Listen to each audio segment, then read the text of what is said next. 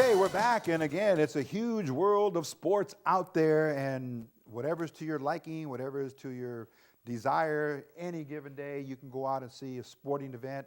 And right now, as promised, we're going to be speaking about softball. Okay, softball is both men's and women's, as we've come to know that, but at the collegiate level, NC2A and the community college level, it's women's softball would be the correct a way to describe it. And with us now is the first time ever, the head coach of the East LA College women's softball team, and we welcome Erika Blanco.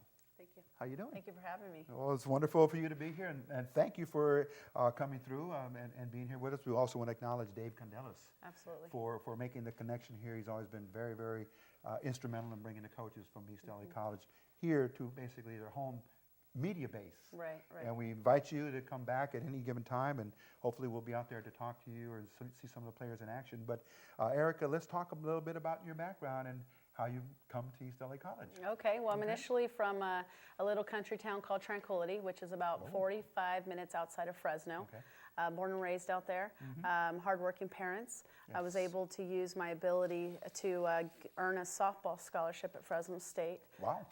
Which was great. I played third base there from 92 to 96. Okay. For the Bulldogs. We were ranked number 1 and 2 in the nation my whole career there. Had a great career there, and went to the World Series as well. And then I started coaching high school locally at a school called Bullard High School. Okay. And finished my degree, bachelor's in liberal studies. Coached wonderful. high school there for 4 years at Bullard High School. And had big success. And then I moved down here in 2000 to help assist at Cal State Fullerton. Oh, okay. Both of those schools are very synonymous with success, and we know that Absolutely. Cal State Fullerton, at least in the men's division, Absolutely. the Titans and the Lady Titans, I'm sure they're flourishing their programs, but we do know the men, of course, always make it to the World Series. Absolutely. At Fullerton, did you also make it to We didn't make it to the World Series. We were Big West champions both years. We also made it to the regionals as well and had a great showing there. We unfortunately fell short and didn't make it to the World Series, but very successful program there as well. Local, born and raised in the Fresno area, and now it's our opportunity to hopefully see some of the results, the good results that you're hoping for and expecting with the women's team at East LA College. How did that happen now? How did the arrangement or the contract happen for you to come to East LA? Well, about 2 years ago, there was a position open for PE. I'm a PE teacher as well, and that's how we earn our money as a junior college coach. I applied. I was lucky enough to, earn the position as a PE teacher, and then I followed up with taking over the program this past fall and starting as a head coach. And I knew it was going to be a challenge because I'm familiar with East LA College.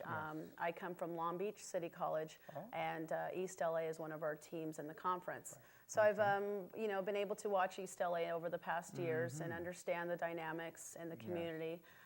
But I was excited to take the challenge. I'm excited. I'm a young coach. I have a lot of years ahead of me, and with some patience and hard work, I know we can turn this program around. Let's talk about the current state of affairs at East LA College with the team and the number of players you have. Because we don't hear that much, we don't really get a chance to speak to the players and the coaches. But would you say that it's on par with in terms of number of players that are on the team, or are you still constantly looking to recruit other players to come in? Absolutely, we're doing a great job. We have 17 currently on our roster, which is really healthy for the this program in terms of what they've done in the past. So we have 17 players that have been consistently coming. 14 of those are freshmen, which is exciting. We have a pitcher that will be returning. We have a full staff. I have 2 assistant coaches, one that played at San Diego State. She was a catcher. And another coach that played there at East LA, so it was great for her to stay on board. We do have a lot of players returning, which would be great. We definitely have, we've already doubled our wins from last year. My goal as a coach is to get us in playoffs. We may fall short at this point, if the season continues, but at this point, it looks great for next year. So, and with, of course, a community college being right in our very own backyard, the attraction for some of the local players from the Roosevelt or the Garfield or the Shore, Can you tell us the composition of some of the players and where the schools they came from? Yeah, we have a lot of great showing from the local community. We have a kid from Bell High School, Myra Fausto. We have a kid from Schur High School, Selena Garcia. We have kids from Southgate High School, Beverly Labus, and Daisy Rubio. We have quite a bit of support from the local community. We also have reached out as far as Burbank, West Covina. We have some kids from Whittier, Norwalk. Okay. So these kids are definitely making the commitment to be here and to buy into the program. Okay. So we have kids traveling from quite a bit of distance, as long as the locals. Yes. And let's talk about the level of competition now. Of course, at community college level, it could be very sharp and very keen, the competition. Talk a little bit about how the team is doing so far. Absolutely. In our conference is supposed to be the toughest conference in the state. And in our conference, you know, we have the Mount Sac and Cerritos College that are pretty tough. We've battled really well with them. We've actually have faced other first place teams that are in other conferences, and we've actually beat them. So head to head with the out of conference teams, we've done great. In our conference, we've struggled a little bit, but that's understandable being a young program. But having us battle against all the top teams has been great. We've been really competitive against other conferences, and that's a great showing for us. Okay. And the season is just underway. Can we say that in springtime? You maybe have a handful of games already played? Yeah, we have a handful of games already played. I mean, we pretty much are in the middle of our season. Oh, okay. And so we have, you know, a good month and a half left. But the girls are doing well. You know, we expect them to go and, you know, do study hall hours. We expect them to, you know, do well in school, because our goal as a coaching staff is to transfer these kids to a 4-year university. Yes. And so we demand a lot of time from them. But with the demands, they're all, you know, working hard at practice and buying into the system, which is great. Okay. Some of the other things that we wanted to talk about here with Erika, of course, as a new coach, she also has her plans, her ambitions, and objectives and goals. And as you mentioned already, you want to take the program into another direction. Is there a blueprint that you've developed yet for that?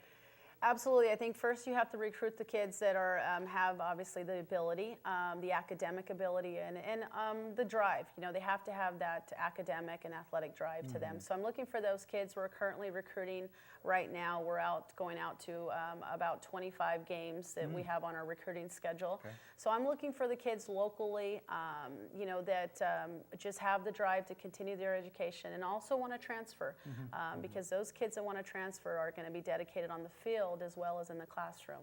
I'm looking at, you know, building in terms of the community. We do a lot of clinics. We'll have a summer clinic coming up in July. That'll be on our website, as well as we'll create a mailing list to send it off to any you know, student athletes, any girls that are under 18 are more than welcome to come. Okay. We also will try to host some tournaments. Lincoln High School, they're doing a great job, Lincoln High School, you know, trying to host maybe some high school tournaments on our field next season, as well as Whittier High School. And those are great ways just to get the kids in the community to come to our campus, because we have a beautiful campus. Yes. You know, the college is great, a lot of new things happening, and so it'd be awesome to get the kids that are recruitable to come to our campus. So that's our goal. Okay, we're going to just take a quick break here, about halfway through our time that Erika's giving us here, because she is a coach and she's got to be meeting new players on a consistent basis, and she's got some appointments lined up this evening. That's how dedicated she is. So what we're going to do is take a quick break. We invite you to call in 268-7153, and if there's any questions you want to pose to her, to our guest, Erika Blanco, the new head coach at East LA College, and she's handling the women's softball team. Please feel free to do so, and then we'll come back with more of the information how you can watch or get onto the website and call her at your convenience, and in case you are one of the parents that has potentially a graduating senior from one of the local schools, and how you can maintain contact with Coach Blanco. So we'll be right back. Don't go away. You're watching East LA Sports Scene.